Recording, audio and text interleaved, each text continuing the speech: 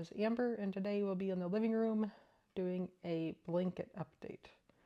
And this one's a little bit different. I usually do 4 new squares, and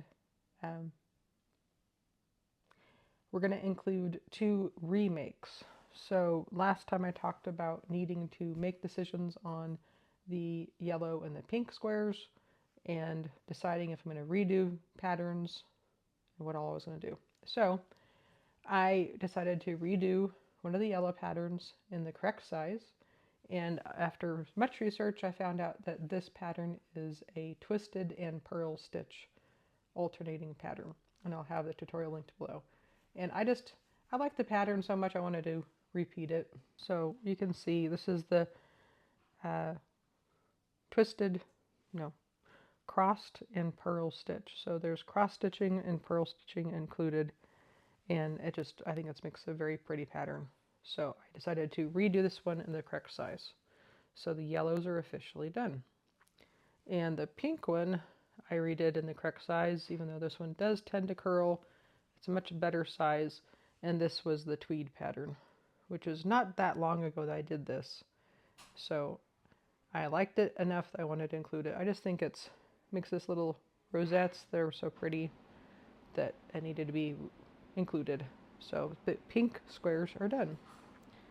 Moving on to new squares, we have this one, which I have, for several reasons, avoided doing. One, obviously, it does not make a nice even square. It's kind of patterned. And this is the very classic chevron pattern. And I've historically had a really hard time doing chevron patterns, even in regular crochet. People say, oh, it's so simple, it's so repetitive, and it always caused me issues. So I faced my fears and learned the chevron pattern in Tunisian crochet, and I even took the time to stitch this to another square to see how to do in a blanket, and it seems to be okay. It distorts the neighboring square a little bit when you stitch it together, but it's not horrible. So this is the chevron pattern, and I'll include that in the tutorials. And this is based on increases and decreases. So here you're increasing and here you're decreasing. And I definitely have some ways to learn about decreasing so it's consistent and not, big holes and tiny holes and all that fun stuff. But that's all about learning to do tension correctly in this pattern. So this is a chevron.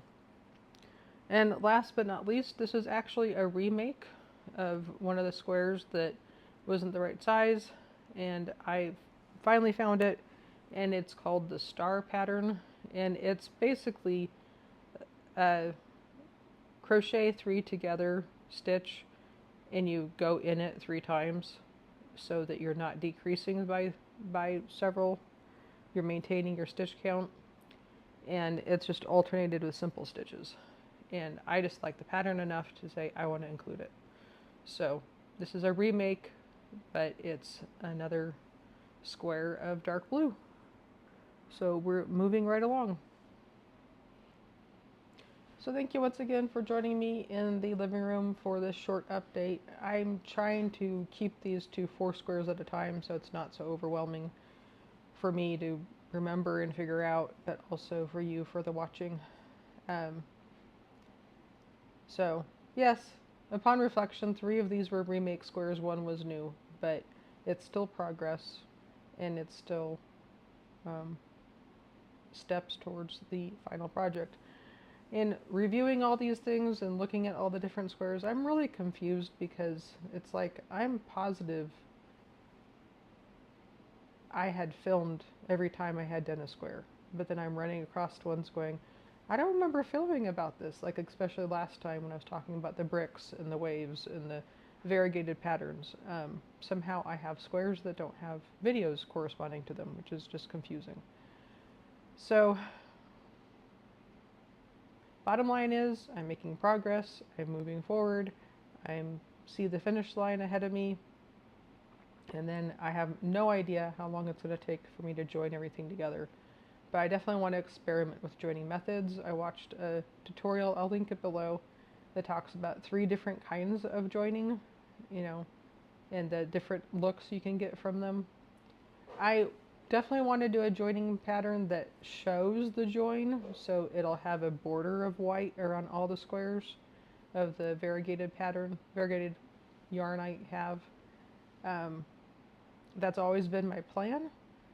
But at the same time, if I do a joining method that hides the yarn and you don't see it, then I don't have to worry about having enough variegated pattern, variegated yarn.